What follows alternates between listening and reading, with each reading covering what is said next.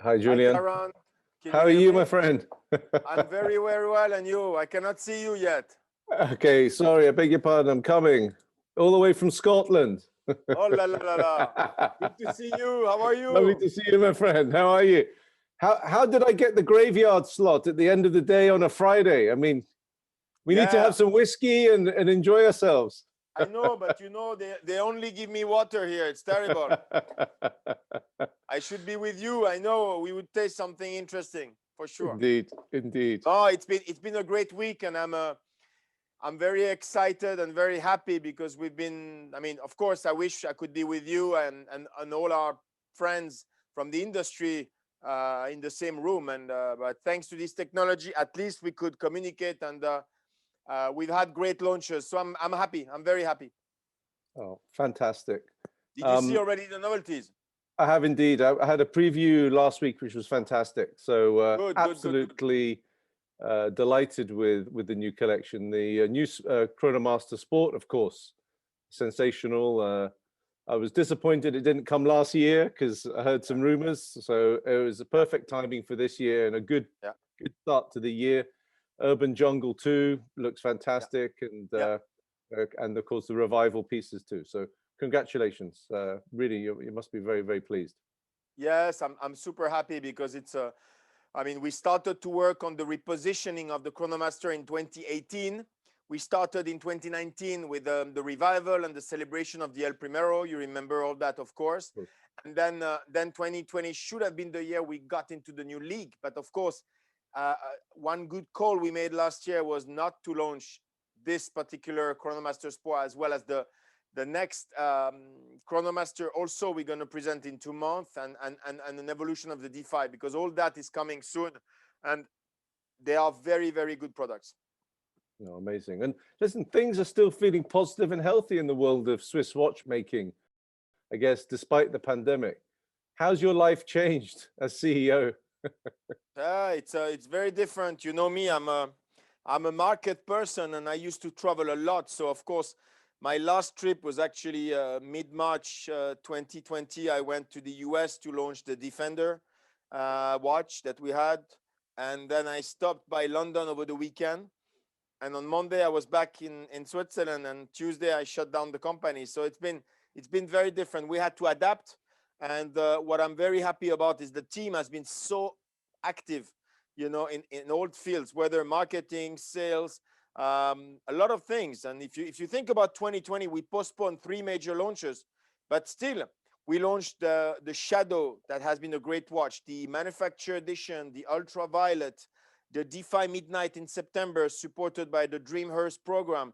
And we finished the year with Zenith Icons program, as well as the Felipe Pantone announcement. So we kept it very active. We've been gaining market share, in my opinion, last year, despite the situation. And now we have really all the right parts of the puzzle to finally get together to kick off 2021 in a good way. Yeah. Yeah, and I guess, this time last year, if you'd said to anybody, your shops are going to be closed for 6 months of the year, the Yeah, manufacturer's yeah. going to be closed for 3 months, nobody would quite believe it. And I guess we've all had to be resilient, we've all had to adapt and For sure. pivot and change. And it's been actually incredible how everybody has managed to do that. Yeah, I that's guess the totally right. future is clearly as key to Zenith as the past. But I guess ever since unearthing El Primero's drawings and Yeah, tools in that dusty attic back in the 80s, it seems that things were already future-proofed then when it launched. So yeah, how is the yeah. future being brought to bear? Yeah, we have a long history, so it's great, and we have to capitalize on it. But of course, we have to look ahead, and that's what I'm telling people. I keep on telling people, Chronomaster is kind of our past, our heritage, all the way to today, but also the present. And with DeFi, it's a perfect mix because we start from today and we build the future with a lot of crazy things, innovation, limited edition, colors, ceramic, other things. So it's a very good balance, and we have a bright future. The Chronomaster Sport. I mean, I expected a good launch, but not to that extent. Not to that extent. It's been crazy since we released it on Thursday night a week ago at midnight Swiss time, and the morning I woke up at 6, I had tons of messages. from Asia, and for US because they hadn't been to sleep yet for the West Coast. And then it was Europe, it was Middle East, etc., etc. So we couldn't expect a better start of the year, honestly. And the future looks great. Then I'm very happy. I'm really not surprised, Julien. It's a fantastic looking watch, and I must congratulate you on it. I'm really, really excited to have it in our shops. Our first product dropped 2 days ago, and it didn't last very long. Went straight out to customer. So yeah. it's amazing. Really someone amazing. told me that there are 800 or 900 pieces, which for us is a huge quantity, that were pre-sold in the US in our network, just in the US. So we never had that, you know, and we have to adjust. And my objective, of course, is to respond to the demand, because we need to do the business. You need to do business. You've been supporting us for all those years, for some retailers, decades. And of course, we need to do it now, but we will manage it. I mean, from a production point of view as well, it's going to be challenging. And then, of course, we have to keep the desirability, you know, to do it in a smart way, because we won't have a second chance to capitalize on such a launch and to reinforce the brand as a whole. So that will be the important aspect of how we manage this now. Yeah. The word sport is a word that's quite often tacked onto all manner of new additions, from watches to cars to bikes. And given the Chronomaster Sport updates what is already a sporty chrono, what particular aspects of sport and sportiness have informed the new design?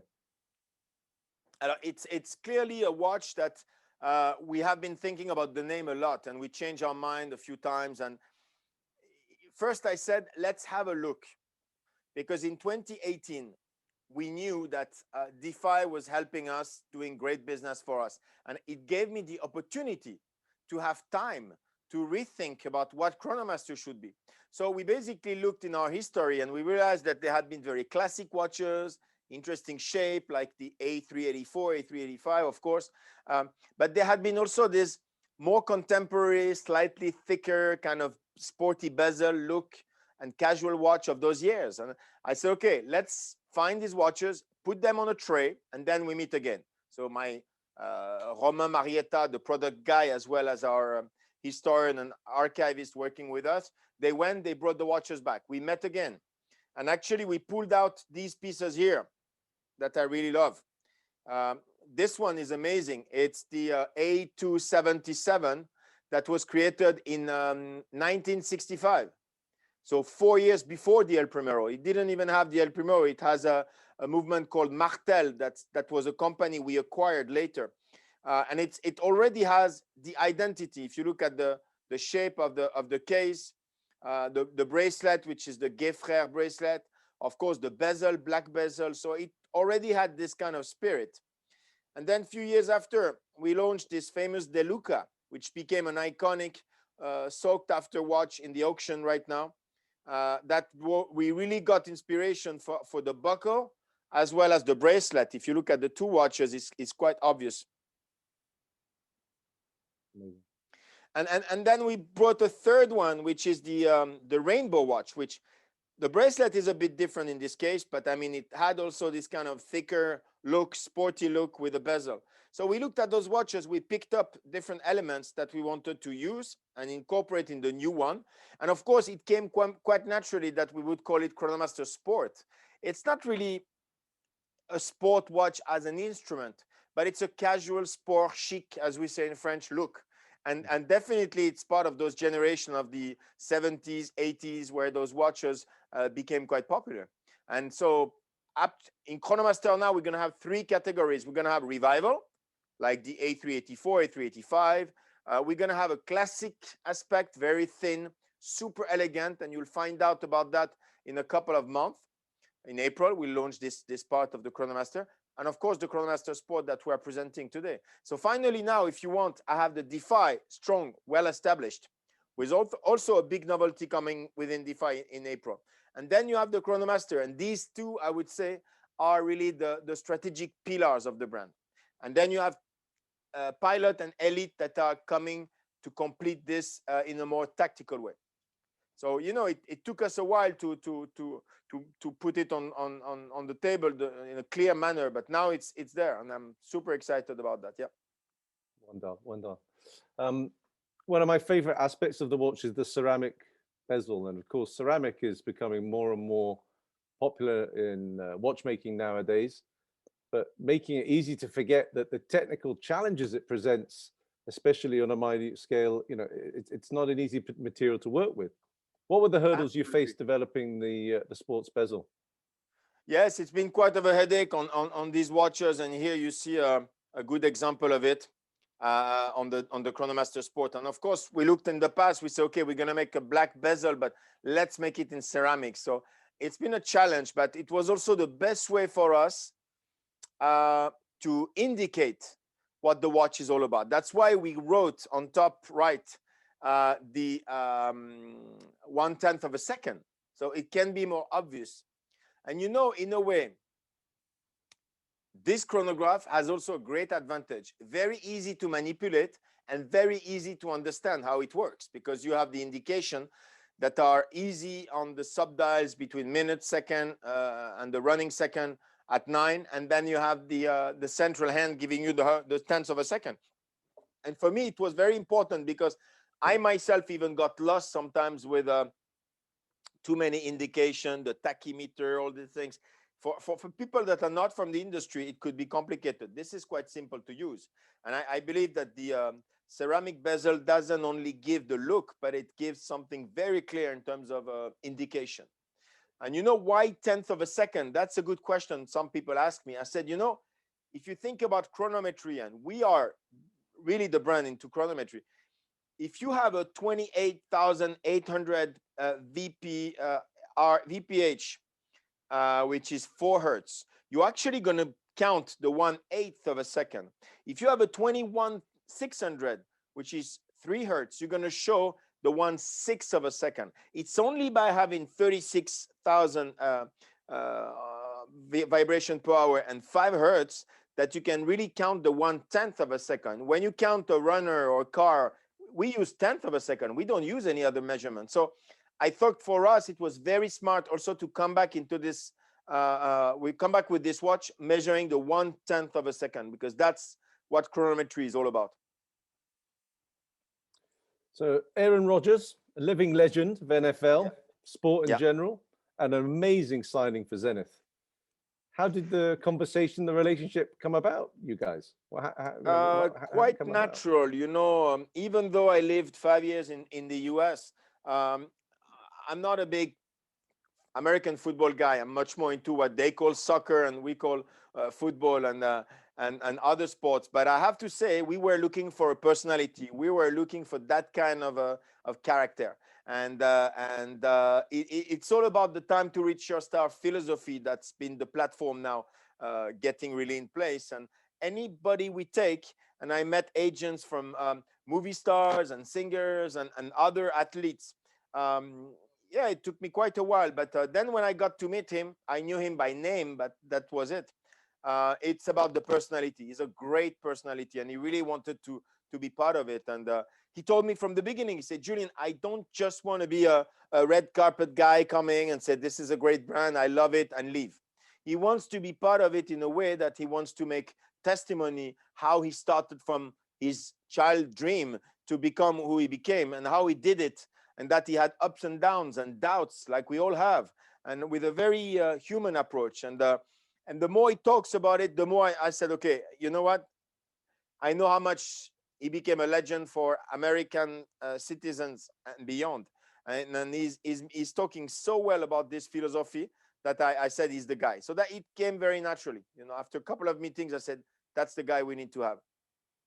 Well, we look forward to seeing how that relationship develops. You like American football? Well, I'm more into soccer, rugby myself, but I follow all sports.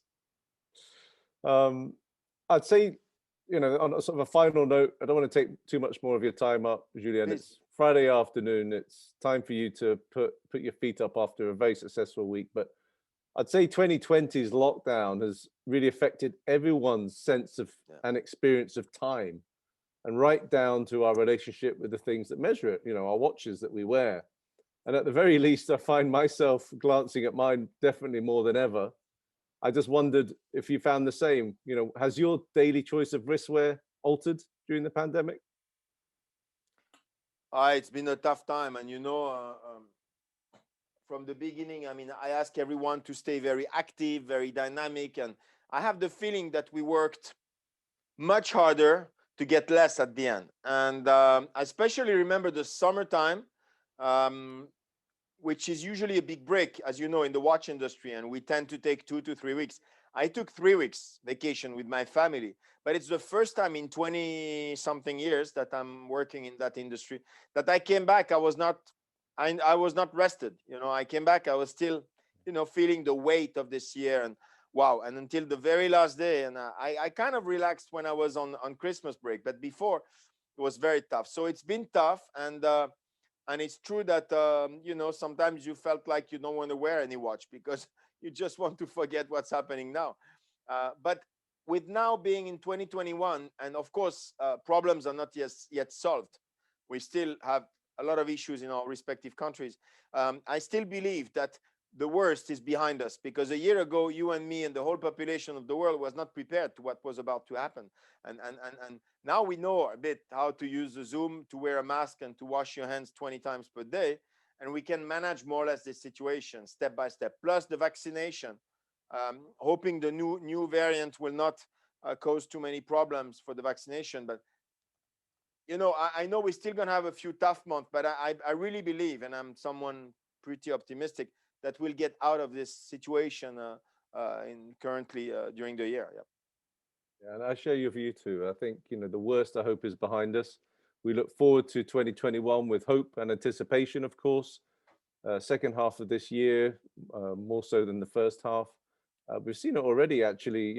January, shoppers now, I mean, I'm a retailer, so shoppers now are adapting to this new way of working despite all the shops being closed.